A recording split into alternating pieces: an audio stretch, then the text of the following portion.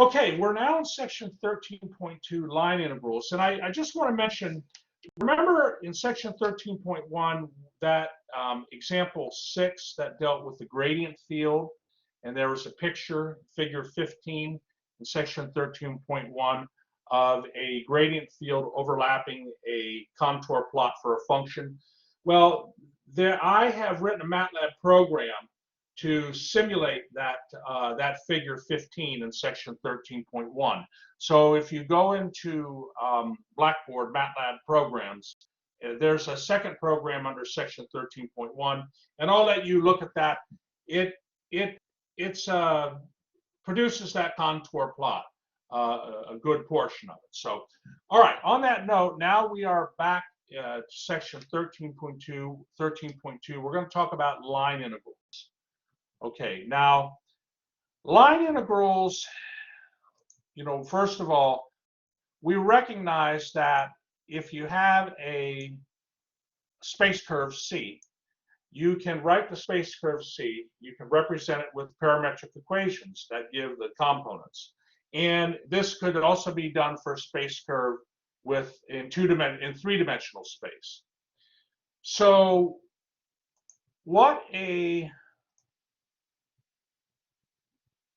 want to say this the right way.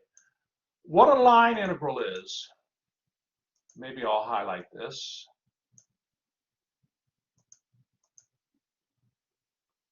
No, hold on. Let me go back here.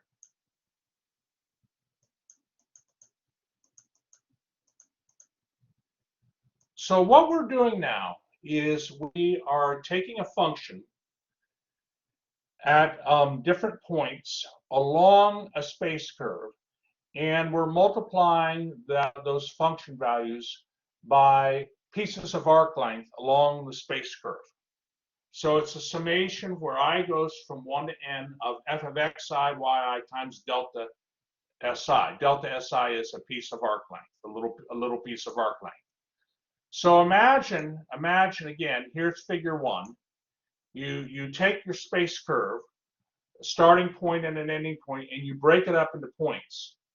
And between each point is a little piece of arc length. You multiply that piece of arc length times the value of the function at the respective point. And if you do that, what this summation here is, what that summation is going to equal, what it's going to look like geometrically,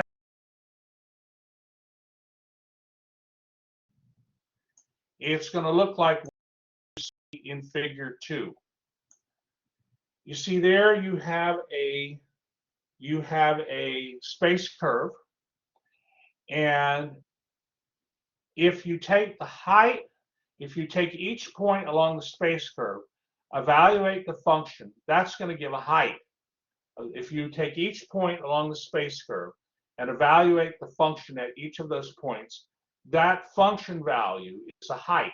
And if you take that height and multiply it by the piece of arc length at that point, essentially you get the area of a box or a rectangle. But the rectangles have to follow the space curve. So essentially you're finding the area of a curtain. That's geometrically what you're doing when you compute a line integral of a function along a space curve C. Now, again, if we go back here, here was, what we're doing. We're taking function values at points on a space curve and then multiplying it by pieces of arc length at those points on the space curve.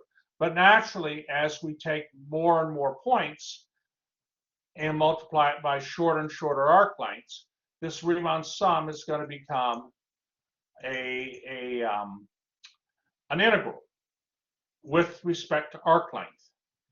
And that is called the line integral of the function along the space curve C.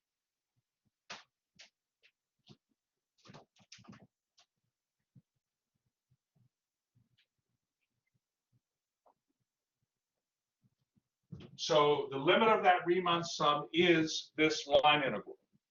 And it's a line integral with respect to, like this definition too, it's a line integral with respect to arc length.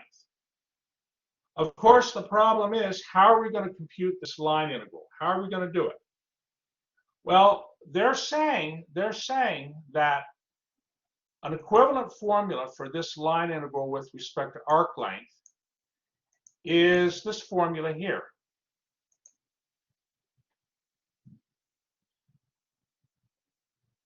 And this is the formula that we use in definition 3 to compute the line integral. So let me see if I can sort of justify how we get to this formula.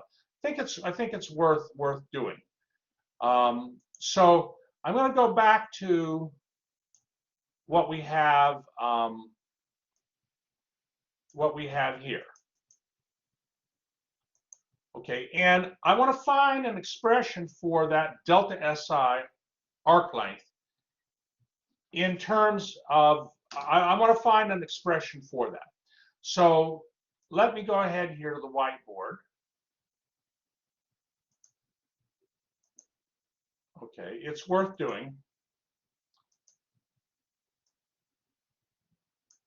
because, you know, where's that formula from, right?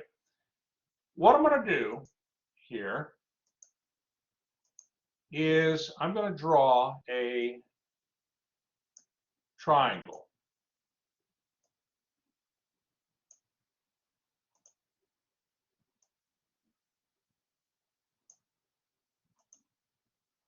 Okay. And I'm going to draw an arc. Okay, I'm going to draw an arc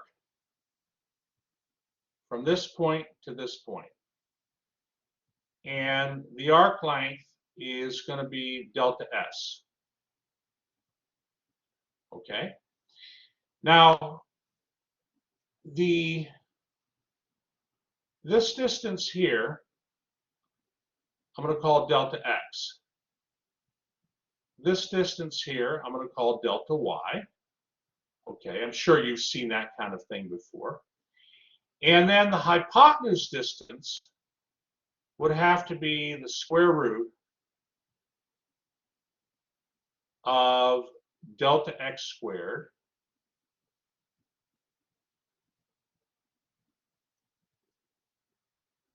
plus delta Y squared, right? That's what that hypotenuse, the black hypotenuse length would have to be.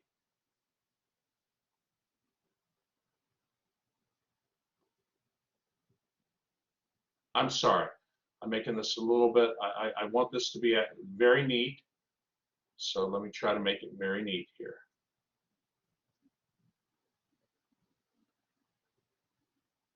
Yes, that's good. That's this here. Okay. Now, delta S is the square root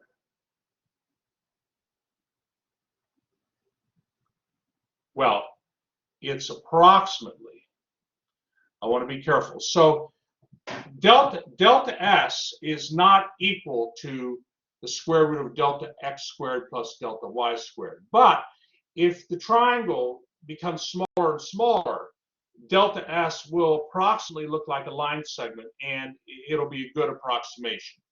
So delta S is approximately equal to the square root of delta X squared plus delta Y squared. And I can write that as, I want to, hold on here, I want to have this correct. I can write this as, let's see here, you'll have to, one moment here. I'm sort of working a little bit backwards from my notes, but that's fine. That's fine.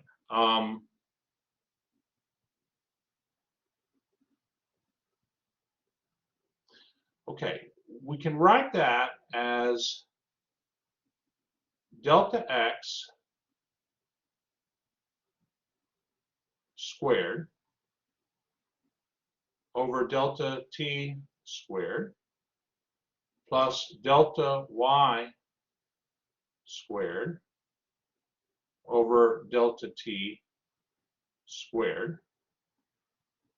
Okay, let me just make sure this is going to work. The hold on here, class. Give me just one moment.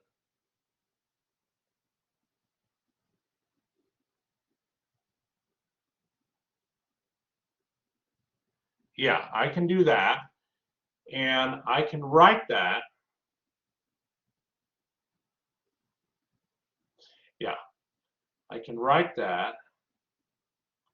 I can multiply all of this by delta t squared. Certainly that's okay. Okay, so let me just see here.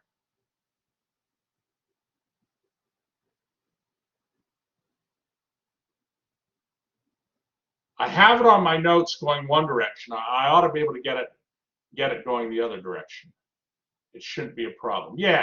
I'm gonna be fine. We're gonna be fine. Okay, so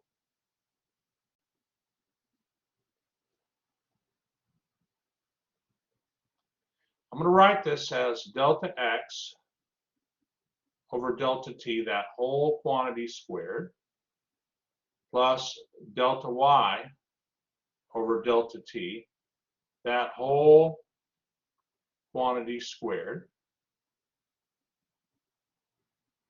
Okay.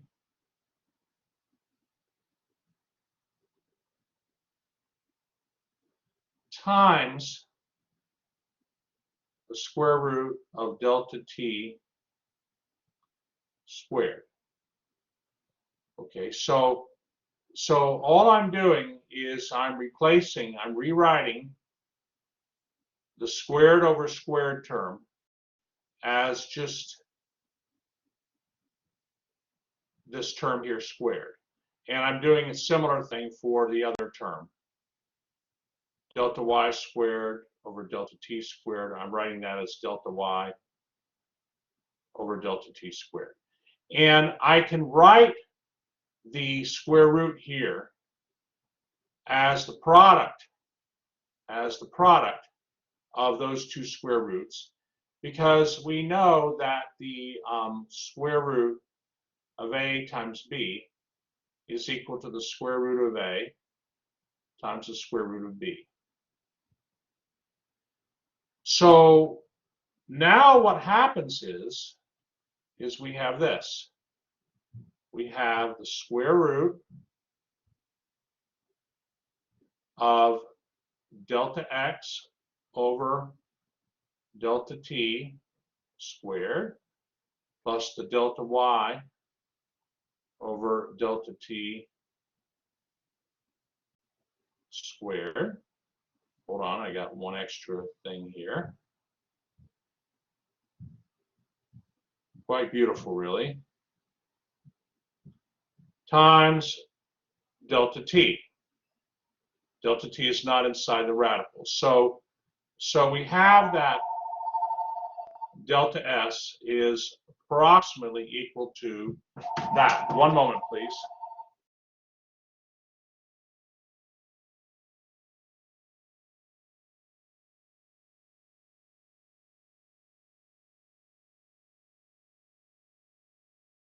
Took care of that.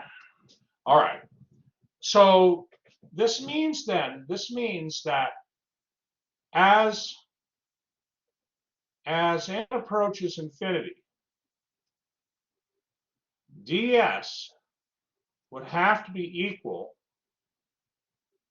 to the square root of dx dt squared, square root of the quantity x dt squared, plus dy dt squared, hold on here.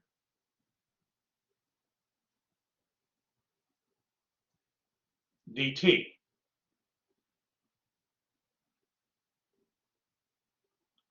So the arc length, the line integral formula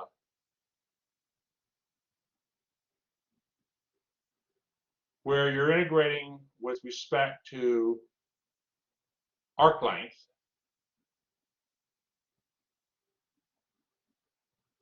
okay, that line integral formula, what makes it hard to compute that line integral formula is you're integrating with respect to arc length, but we're very used to integrating with respect to t. So if we could parameterize our space curve with respect to t, okay, then ds, the arc length, the little delta, the little differential arc length is equal to this formula. And this ds here can be replaced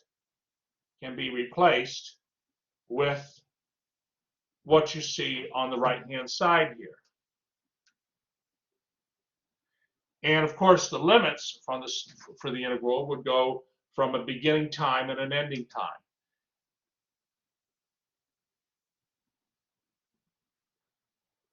Okay, so are there any questions on this?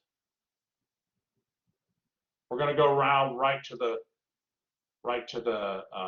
you know, formula, but I think everything's good.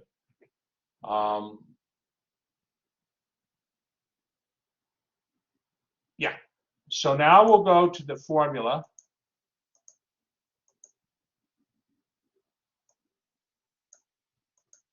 Okay. Oh wait, hold on. God, get out of here, please. All right. Come on, I'm getting these crazy pop-ups. Get out of my way. All right. All right. There's got to be a way to stop pop-ups, I'm telling you. All right. So now here's our new arc length formula.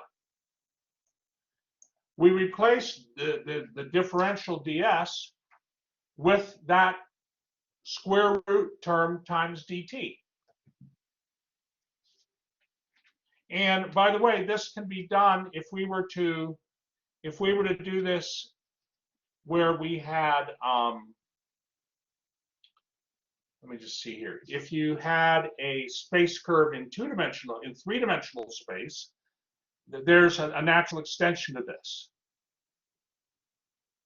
So, okay. So now we're able to compute line integrals with respect to arc length. And so, for instance, in example 1 here, they say, okay, find this line integral with respect to arc length where c is the upper half of the unit circle. So what you have to do, of course, to compute this arc length is you have to find the parameterization of your space curve. You have to get your parametric equations. Well, all right, we all know what the upper half of the unit circle looks like. And I think we know what the parametric equations are. X equals cosine of t and y equals sine of t. Once you have that, and t, by the way, will go from 0 to pi. That will trace out the upper half of that unit circle. Okay, so now that we have that, hold on here, it's just a matter of computation. Just a matter of computation.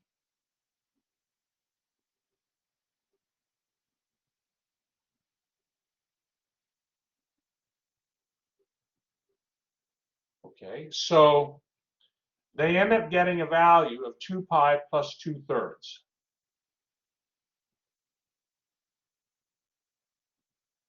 The antiderivative, they come up, the antiderivative of cosine squared of t sine t is cosine cubed t over 3. I probably would have used a substitution and let u equals cosine of t, because I'm not sure I could get an antiderivative just off the top of my head. But they're trying to save some space.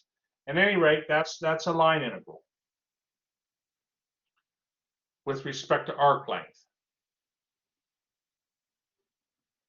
Now, if you want to, sometimes your curve, okay, your curve that you're finding the line integral for consists of curves connected together. So you see in figure 4, you have a curve C that is the unit. It is the union of 5 different space curves. So how do you handle that? How do you handle that situation? Well, when you have that situation,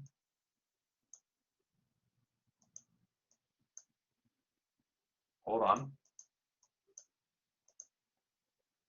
When you have that situation, the arc length, the line integral is across the entire space curve is equal to the union of the line integral, or it's equal to the sum of the line integral for, I should say, the line integral for across the entire space curve C is equal to the sum of the line integrals along each separate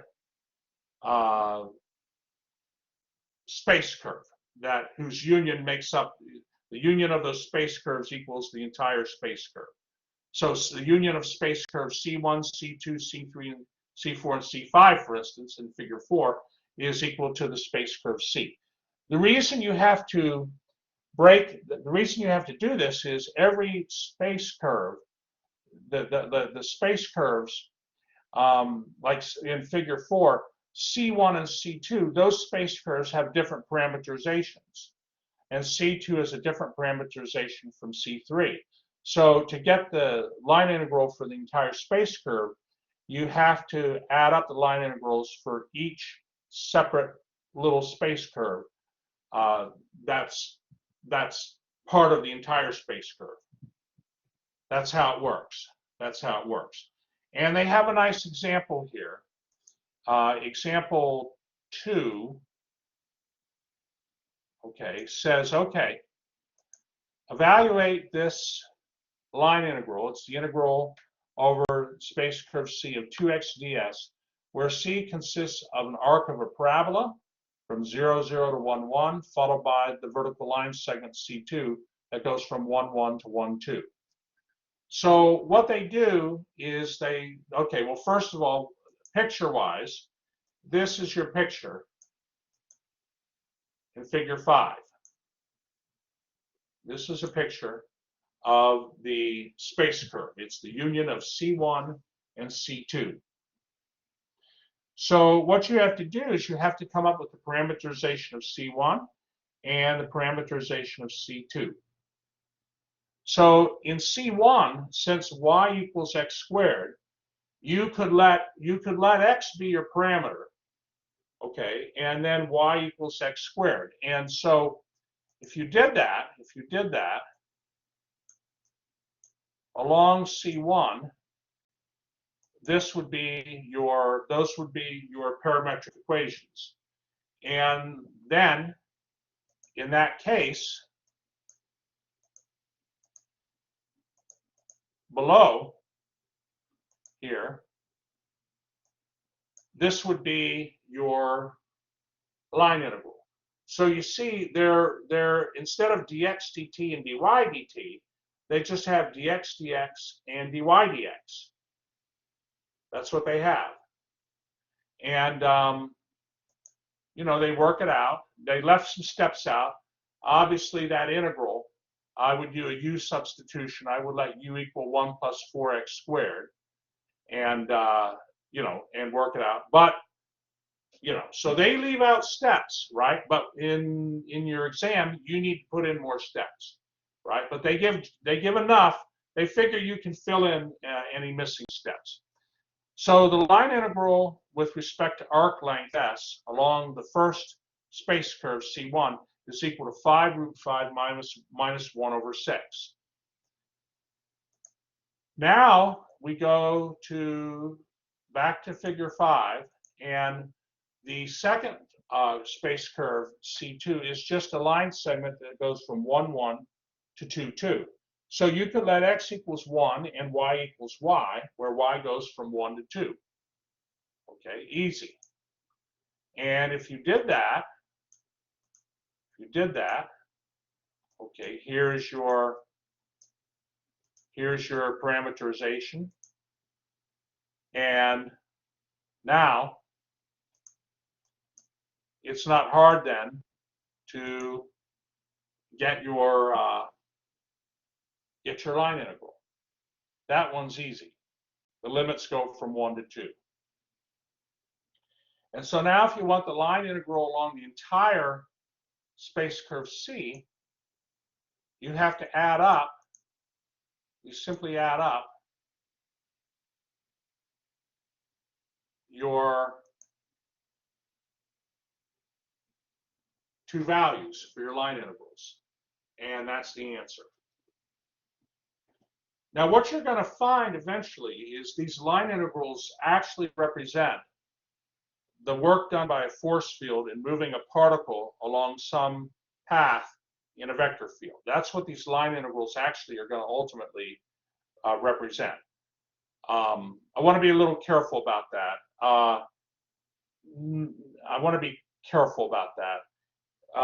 Certain line integrals, okay? I don't want to say this one would be that.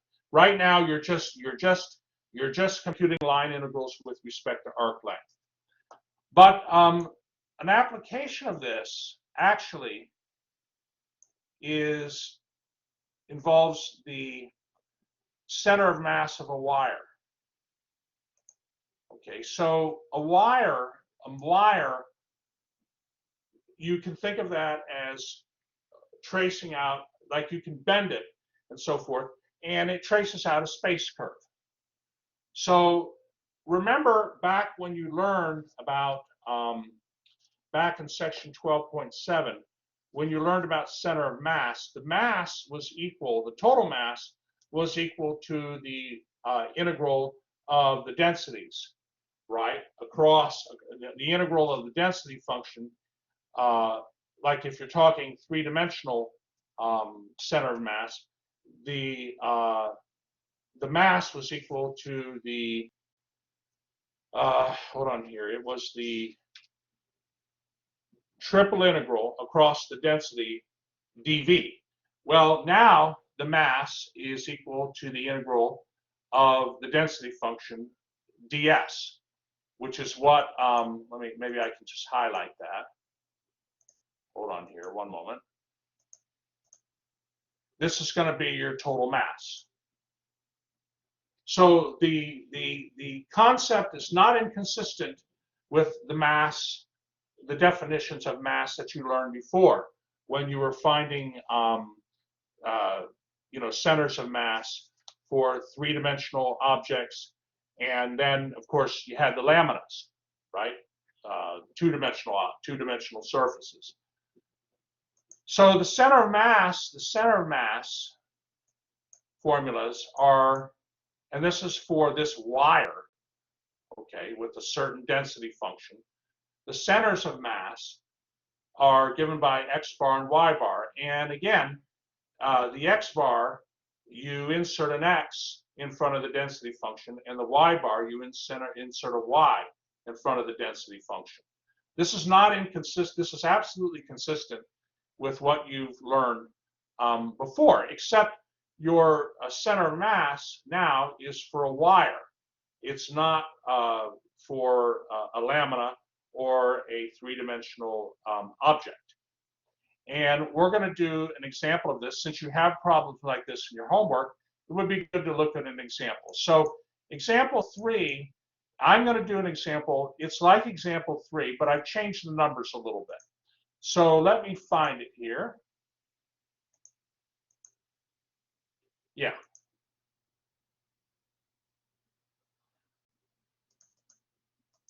Okay, let me give you a moment to copy this example down. Okay, and we will discuss this example. Okay, so let me give you a few moments to copy the example down.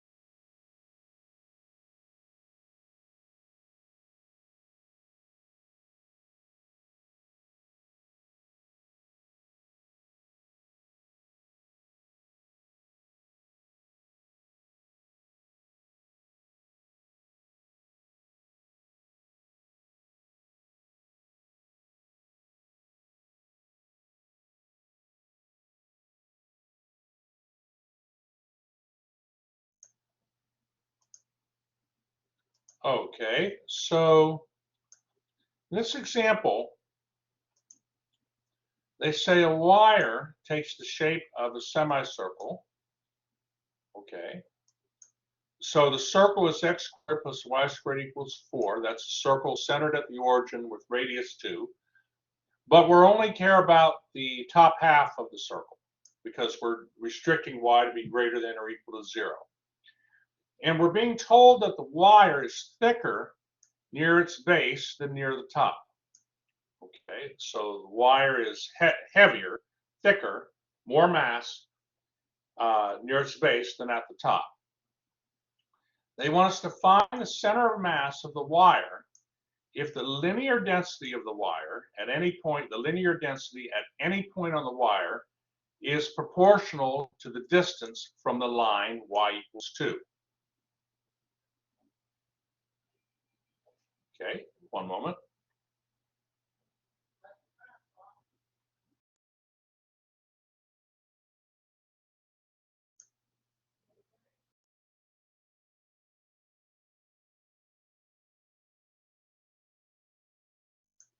So, okay, so of course, what we have to do is we have to find the density function, right? We have to find the density function. In other words, what is this density?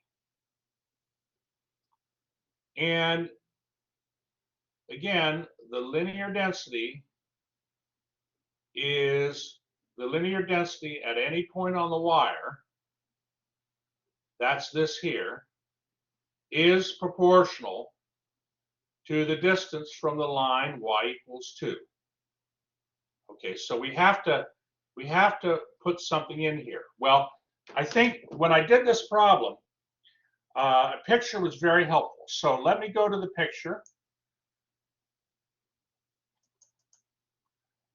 So at the top here, I've drawn my wire. I've drawn my wire.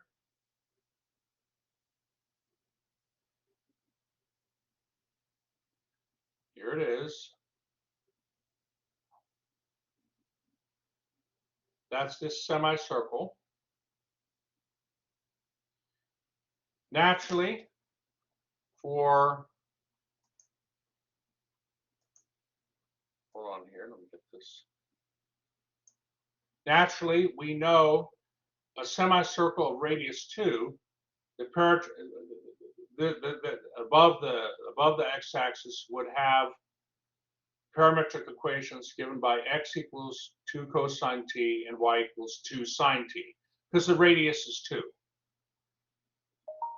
Now, you'll notice here that, let me see here. I want to try to just adjust the fonts a little bit. So we're told that the linear density at any point on the wire is proportional to the distance from the line y equals 2. So I drew the line y equals 2, and think about the line y equals 2, and think about a point on the wire, and what would the distance be? Well, the distance would be this distance, right? And that distance is a distance of y values, and that has to be 2 minus y. So this means the linear density is equal to k times 2 minus y.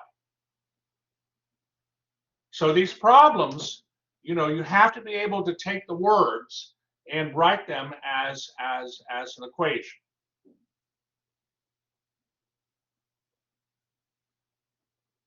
Now let me give you a moment to catch up here. Please let me know if you have any questions.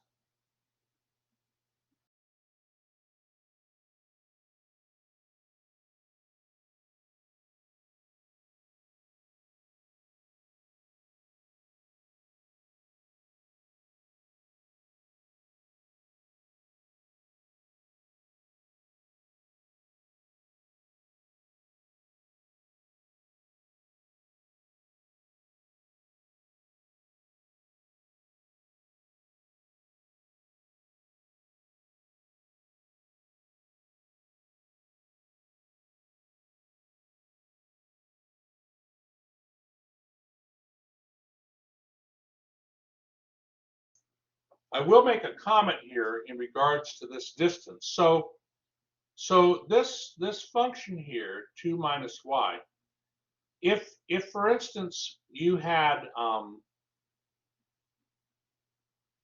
like if you had the point, if you had this point here given by 2, 0, the you know the density there at 2, 0 is equal to k times 2 minus 0, right? I'm going by this density formula. So when you're at the point 2, 0, when you're right here, the density is equal to k times 2, 0, which is 2 times k. But like let's say you're at the point 1, 1. There, the density at 1, 1 would be equal to k. I'm kind of, hold on here.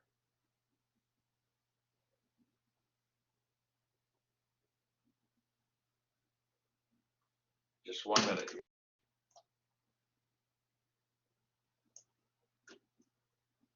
Just trying to keep things nice. I like to keep things nice and neat for you know, for the lecture. Come on, don't do that to me. 2, 0, right? Okay, now the density at 1, 1 would be equal to k times 2 minus 1, which is equal to 1k. So you can see that points near the base of the wire, like the point 2, 0, that had density 2k. But points higher up on the wire, like at 1, 1, that had density 1k. So indeed, the wire is heavier near the base of the wire is heavier near its base, near its bottom, than as you go up higher on the wire, and that's why that you know that makes sense based on the density function they were given. In other words, the density function is a density function such that the wire is thicker near its base than near the top. So now what we want to do is we want to go after the mass. So the mass, of course, is equal to the line integral. Hold on, I want to have it's equal to this line integral.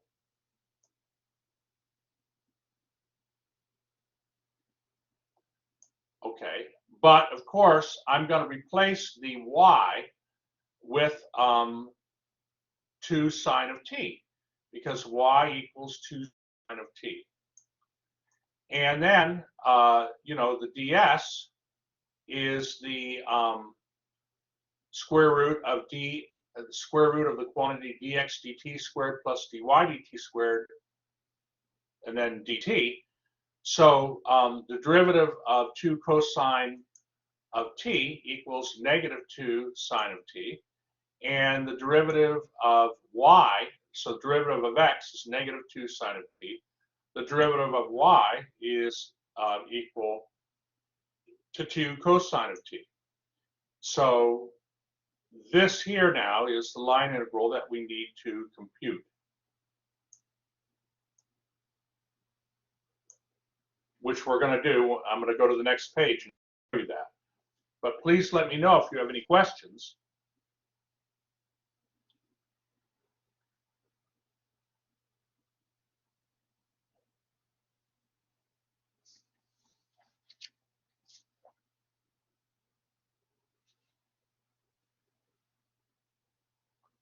Okay, well, you know something nice is going to happen here, because you have the square root of negative 2.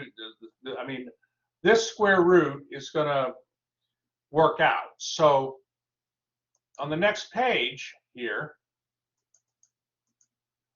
under the square root, you're going to have 4 sine squared plus 4 cosine squared, but you can factor 4 out.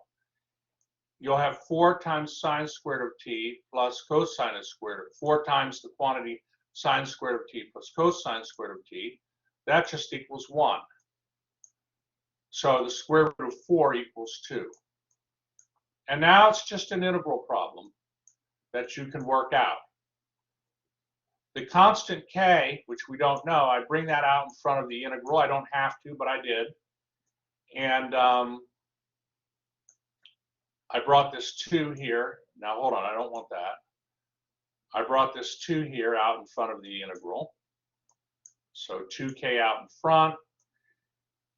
And you work it out, and the mass will equal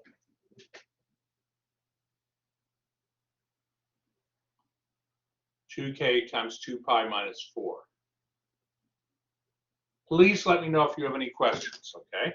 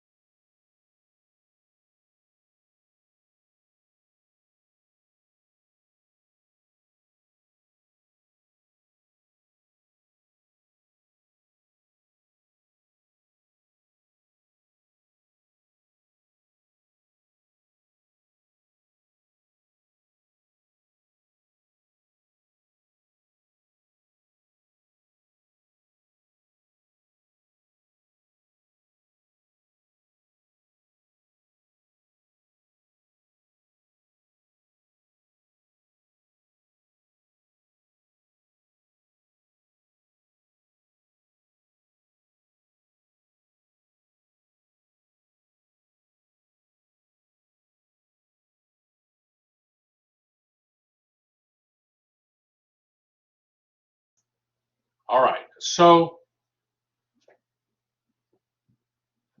let me just see here. So with these problems, it's always helpful to use symmetry if possible. We know that the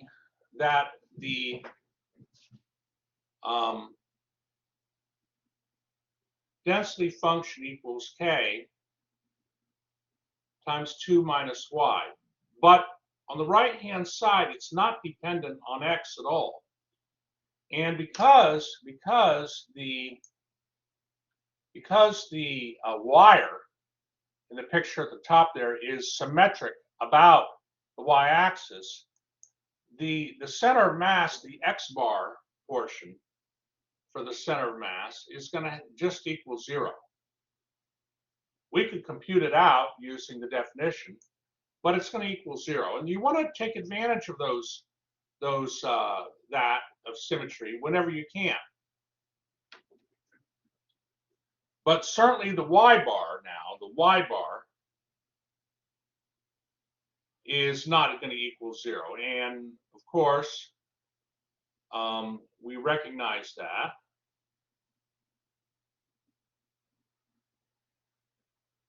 by this formula, right?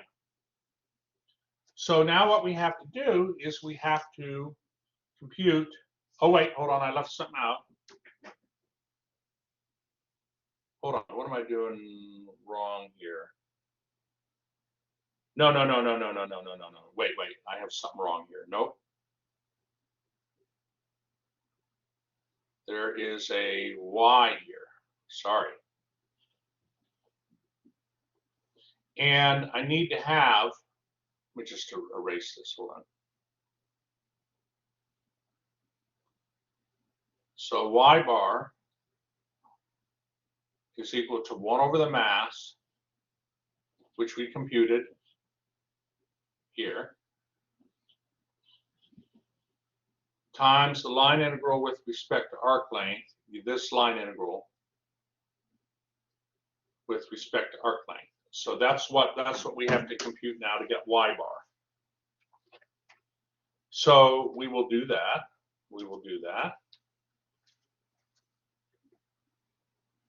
And when we do that,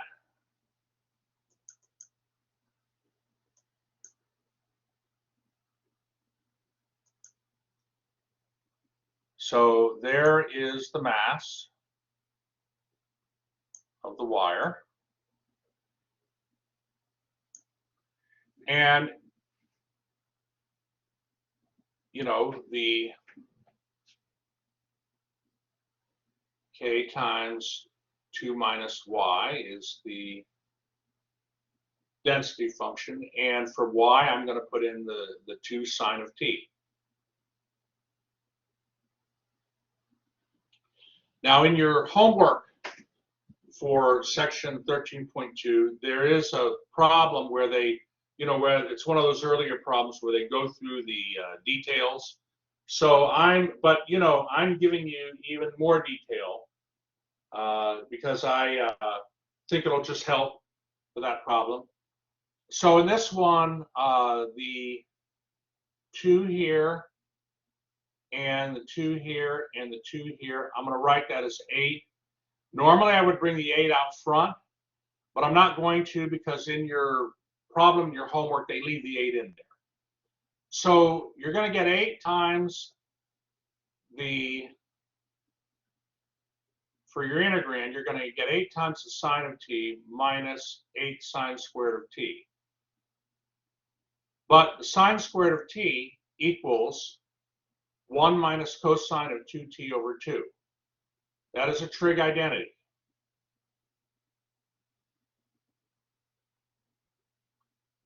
And since you have access to your ebook, if you forget that identity, you can look that up in the appendix. Appendix C, that's the trigonometry section. That's what I did, right? And then this gets us down to this integral. So I'm, you know, just kind of letting you copy. I'm making comments where I think it's important. Please let me know if you have any questions.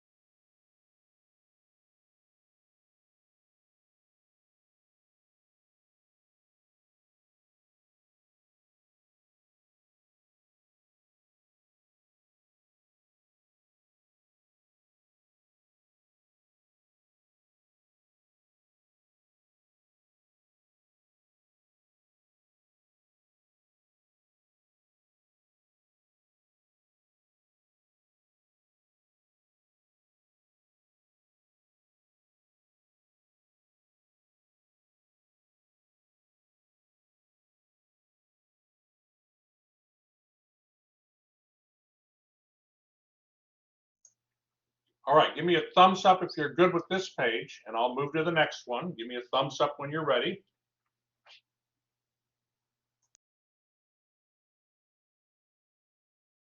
Okay, very good. So let's compute this integral.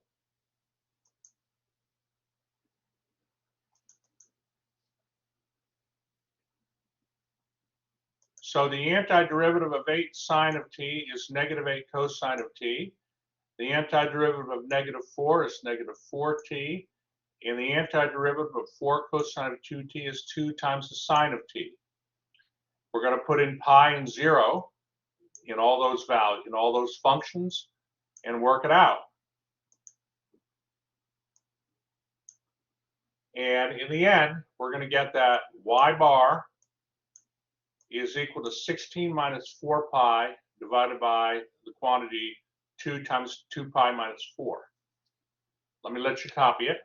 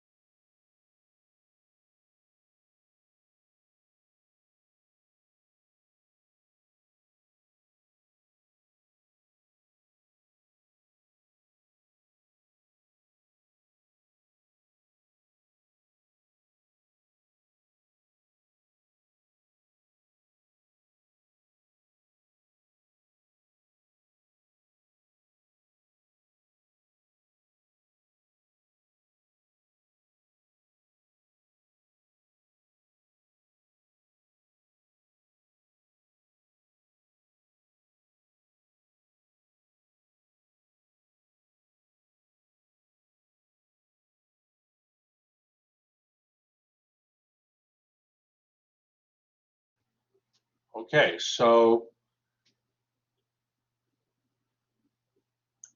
what what helps me is like on like this part here, I tend to like to put my values in like near like like cosine of pi is -1, sine of 2 pi is 0, because it just helps me then.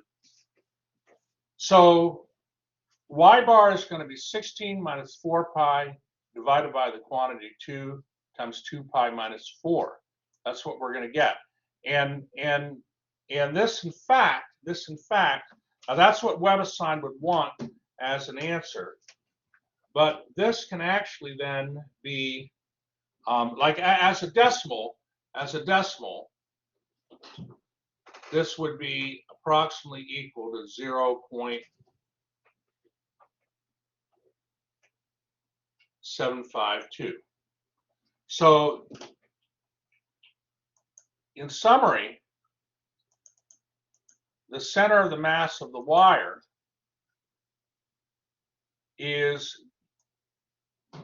has coordinates 0, comma, and then the second coordinate, 16 minus 4 pi divided by the quantity of 2 times 2 pi minus 4, which is approximately the coordinate 0 and 0.752. And the halfway point on that, if you think about that,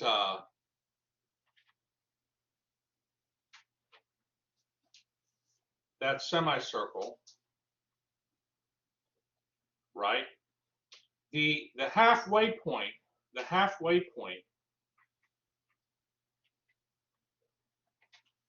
okay, was the line y equals 1. In other words, y equals 1 went halfway through the wire. But the y bar, this is a y bar, sorry.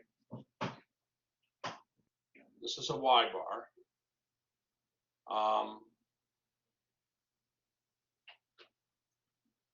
0.752 brings the y bar, well, basically this like center of mass right about here, right? If we go, let me actually go back to the picture here. Hold on. So the center of mass is right about here. There, why not draw it on the picture itself, right? There is the x bar, y bar.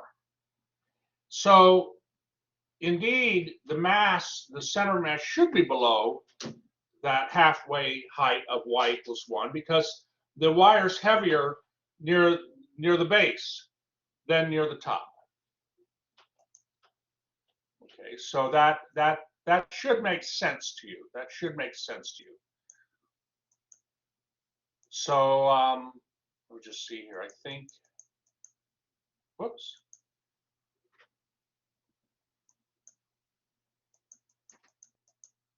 Whoops. Hold on. Are there any questions on this? Any questions at all?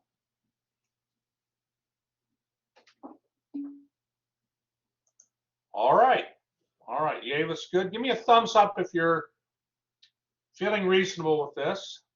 This might be, I don't know if any of you had to find this kind of thing in the other class. All right, Shashfia, Logan, Lexi, excellent. Wonderful, wonderful. Arian, Norina, that's great. That's great. Okay, let me go ahead and stop this recording. Let me stop this recording then. We have more to cover in section 13.2, but I'm going to stop the recording. Very good.